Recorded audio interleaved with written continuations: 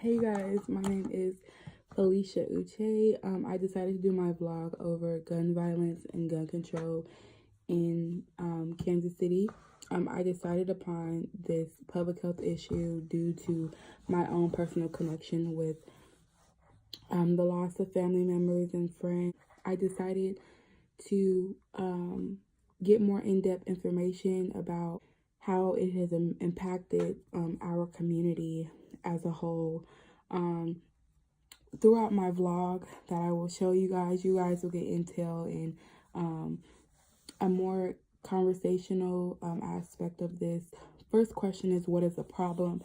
The problem, of course, is the increased rate of violence pertaining to guns. It says also Missourians buying a gun from a licensed dealer or in a private sale were required to get their permit from the local sheriff's office, a process that included a background check, fingerprinting, and showing photo identification. In the research that I had to do to obtain some certain information, I was able to connect with Moms Demand Action for Gun Sense in America, and they actually just opened up a facility here in Missouri, and it is a really amazing organization and what they do.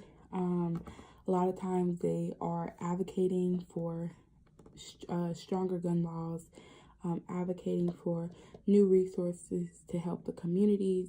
A lot of these mothers, of course, lost their loved ones, lost people that are super close to them, and just to know that there's an organization that is out there to protect and to serve. So I'm going to read their mission statement. Since our inception after the Sandy Hook Elementary mass shooting, Moms Demand Action has mobilized mothers across the country to become the largest grassroots movement working to reduce gun violence. Mom Demands Action is a program of every town for gun safety, the largest gun violence prevention advocacy organization in the country with more than 4.5 million grassroots supporters. They opened up a local chapter in Missouri. It's crazy. So I was able to, due to time restraints, I wasn't able to sit down with someone, but they did issue a statement, and they are looking for volunteers. They are looking for more advocates, people who want to help and to serve our communities, these communities that were born and raised in. And Sean McDaniel is a clinical psychologist based in Blue Springs, and it was another article in the Kansas City Star where he shared just information of how we can change the rate of violence.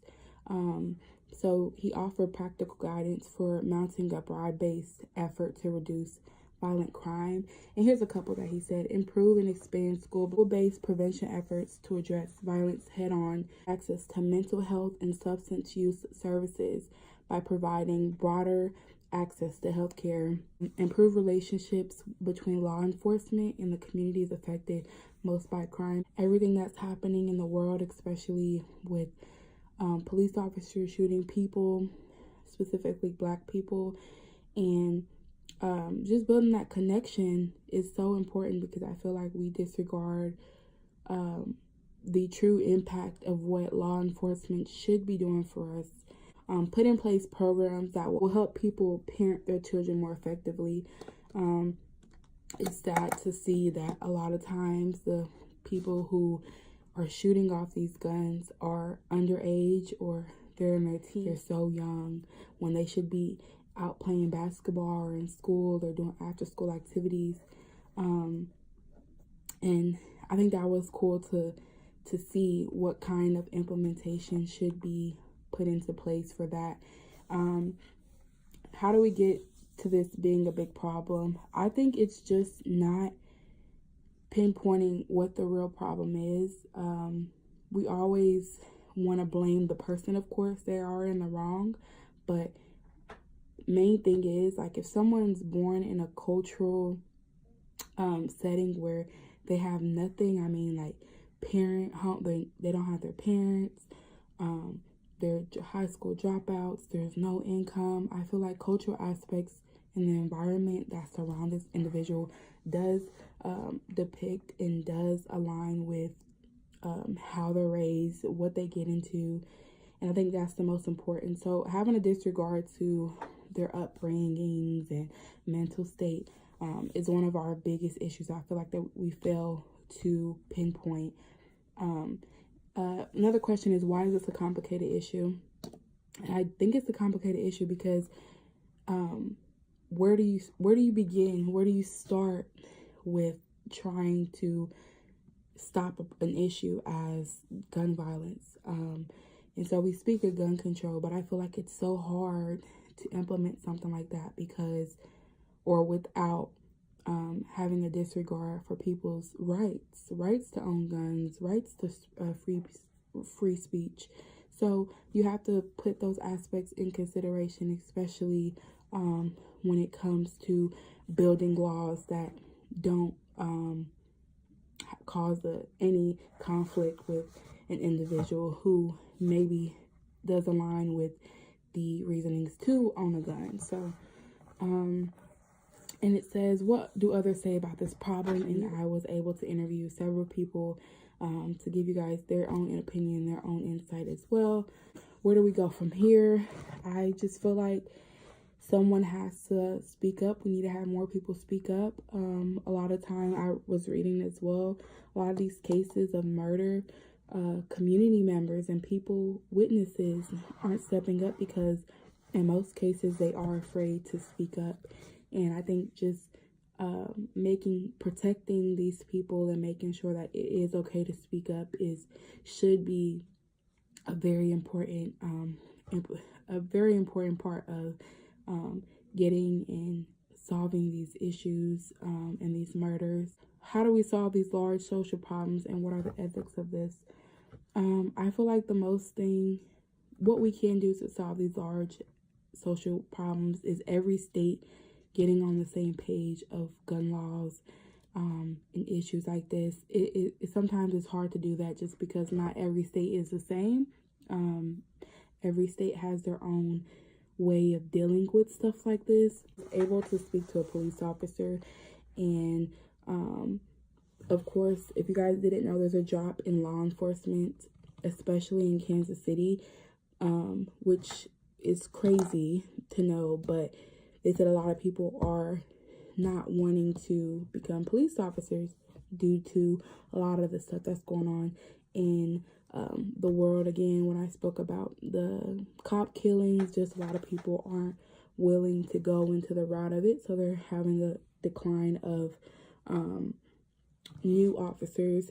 Throughout my vlog, I would show you guys my interviews that I was able to put into place, and then I hope you guys enjoy. So thank you for watching too. Bye. Okay, so my first interviewees, I decided to interview some group members in one of my teams for one of the organizations that I participate and volunteer with. Our work is based around children, so I felt that it was necessary to interview these individuals that will again give their own experiences and their advice on what they feel should be acceptable in regards to ethical laws and stuff like that. So listen up. Okay, so I am here with some of my team members, and today I'll be talking to them about gun control and their own opinions in regards to gun violence and gun control.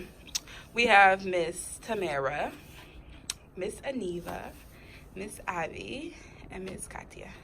So I'm giving you guys an option, an opinion, the floor to give me your version of what you feel about gun control. Okay, so I'm not a fan in any way, shape, or form. Yeah. I grew up in like a hunting community or area where people hunt a lot, and so like a lot of people had guns for that.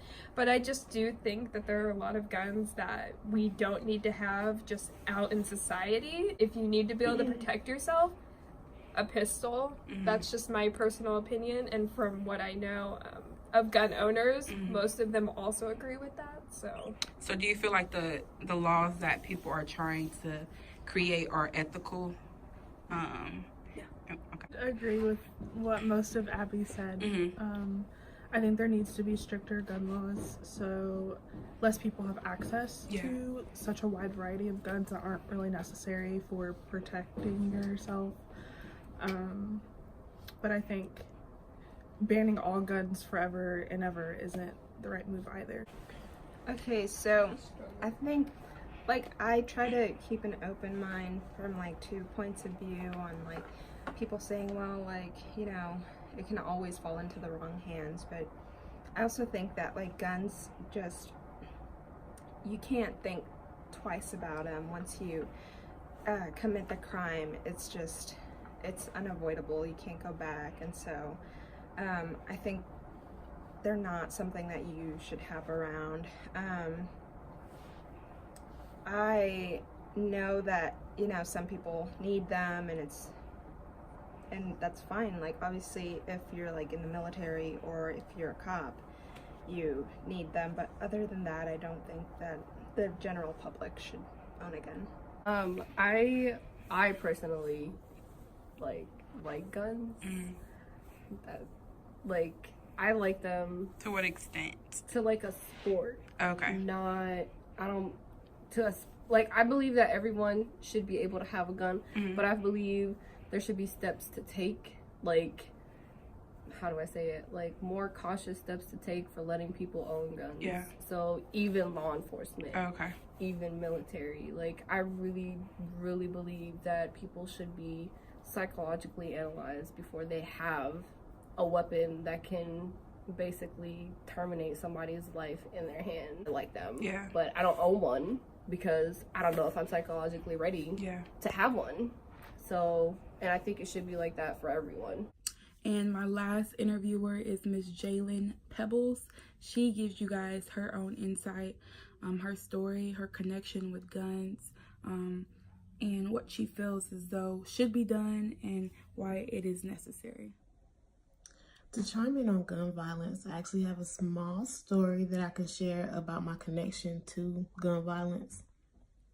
So when I was in high school, one of my classmates was actually shot and killed. I think he was with his friends and something went bad and somebody got mad and he got shot and he died. So this is actually the first time that I've ever experienced someone being shot and killed or someone dying due to gun violence. And actually one of my family members was the person that died. It was his best friend. So it was pretty horrific experience for him, and I think it has still been detrimental to everything that he's gone through since this has happened. So it really had an impact on the entire school. And although the person that ended up killing my classmate, he went to jail, but I feel like there still should have been some type of way that he should not have had a gun. We were 17, 18.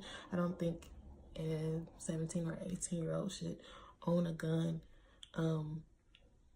And for it to be used violently, I don't think that that's ethical at all. That being said, I think that there should be some type of restriction or more of a harder process for someone to be able to get a gun, and like the access to guns, it should be a much harder process to getting a gun and for it to be used for violence. I don't think that should be right. I do understand that people use guns for protection, but on the other hand, they could be used for evil, and we see it way too often in the news about people getting shot, mass shootings, and things like that. So in my perspective, I think it should be a harder process to get in a gun because there's a lot of people that can get guns, and there should be a lot more being done regarding gun violence. So throughout my vlog, I hope you guys were able to get more information about how difficult and how crucial it is for us as an entire community to be able to implement new social changes to decrease the amount of gun violence and increase the amount of intervention and preventing gun violence. Thank you.